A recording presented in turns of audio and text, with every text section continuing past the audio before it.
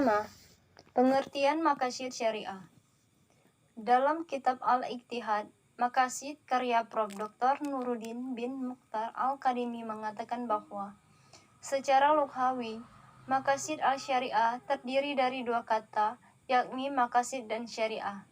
Maqasid adalah bentuk jamak dari maksud yang berarti kesengajaan atau tujuan.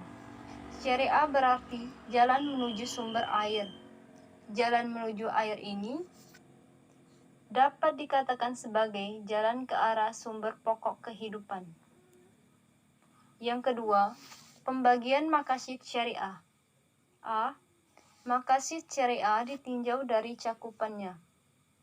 Yang pertama, maqasid amma, yaitu tujuan-tujuan yang diperhatikan dan kehendak diwujudkan oleh syariat di seluruh atau mayoritas bab-bab sebelumnya. Contoh, penyebaran rahmat bagi alam semesta, Quran Surat Al-Anbiya 107. Yang kedua, maqasid khassa, yaitu tujuan-tujuan yang hendak diwujudkan oleh syariat pada bab-bab tertentu atau bab-bab hukum sejenis. Yang ketiga, maqasid jauziyah, yaitu tujuan syariat di masing-masing hukum syar'i. Contoh, tujuan diisyaratkannya gadai dalam Islam untuk tawassuk, keterkaitan dan kepercayaan. B. Maqasid syariah ditinjau dari tingkat kebutuhannya. Yang pertama, maqasid daruriyah atau primer.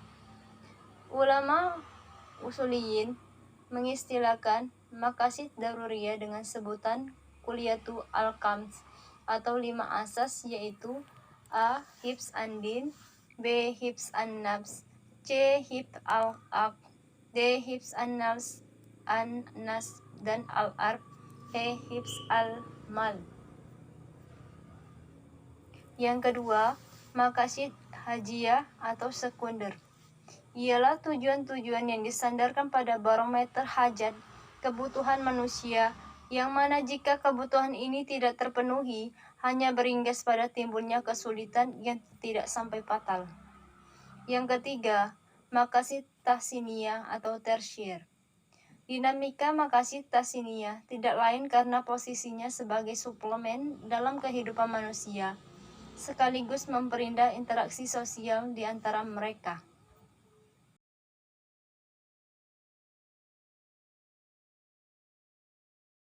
C.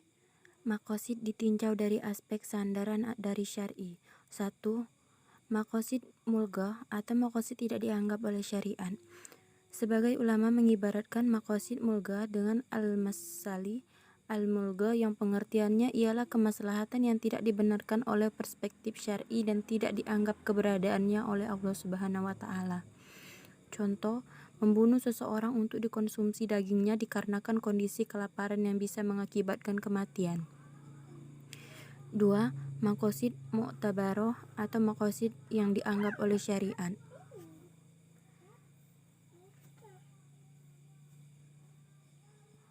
Adalah kemaslahatan yang telah diakui dan ditetapkan keberadaannya dalam